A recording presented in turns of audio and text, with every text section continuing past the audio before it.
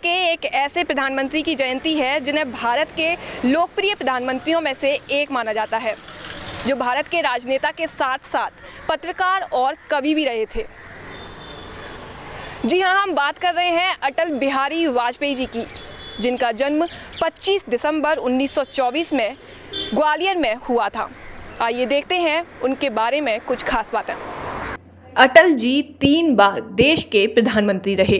पहली बार 1996 में वे 13 दिन के लिए पीएम बने। दूसरी बार वे 1998 में पीएम बने और 13 महीने तक पद पर रहे। 13 अक्टूबर 1999 को उन्होंने तीसरी बार प्रधानमंत्री पद की शपथ ली और कार्यकाल पूरा करने वाले देश के पहले गैर कांग्रेसी प्रधानमंत्री बने। अटल जी जब दूसरी बार प्रधानमंत्री बने तो उन्होंने न्यूक्लियर टेस्ट करके दुनिया में भारत की धाक जमा दी।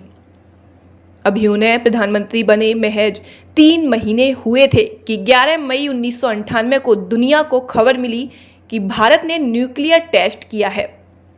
सबसे तेज तर्रार मानी जाने वाली अमेरिकी खुफिया एजेंसी CIA तक को इसकी भनक नहीं लग पाई थी।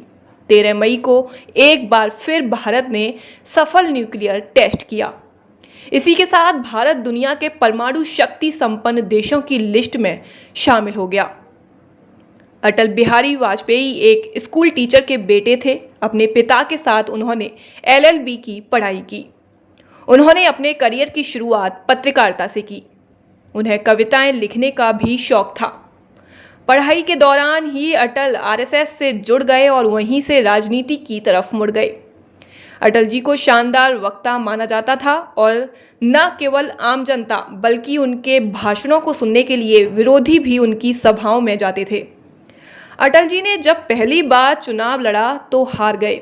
दूसरी बार वो 3 जगह से चुनाव लड़े और उनमें से एक जगह पर जीत हासिल की। 80 के दशक में उनकी पार्टी भारतीय जनता पार्टी के केवल 2 सांसद थे, जिनमें से एक वो खुद थे। 1996 में पहली बार पीएम बनने पर सदन में बहुमत न साबित कर पाने की वजह से उनकी सरकार 13 दिनों में ही गिर गई।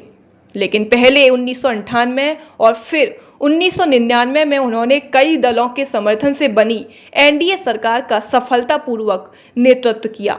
दुनिया उनकी भाषण शैली की कायल थी, लेकिन वही अटल जी जब स्कूल के समारोह में पहली बार अपना भाषण देने के लिए खड़े हुए तो आधे भाषण के बाद उन्होंने बोलना बंद कर दिया था, क्योंकि वो अपना भाषण भूल गए थे।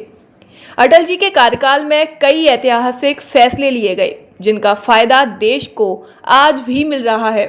उनकी सरकार के फैसले की वजह से कभी 17 रुपये प्रति मिनट कॉलिंग वाले मोबाइल से फ्री कॉलिंग तक का दौर आना संभव हो पाया।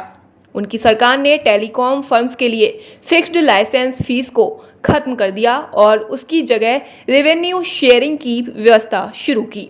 अटल सरकार में ही 15 सितंबर 2000 को भारत संचार निगम लिमिटेड का गठन किया।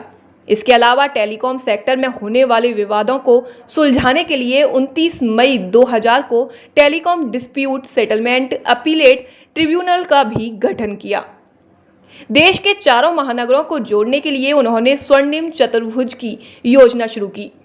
अटल जी को 1992 में पद्म विभूषण और 2015 में भारत रत्न से सम्मानित किया गया था। अटल जी का 93 साल की उम्र में 16 अगस्त 2018 को निधन हुआ था।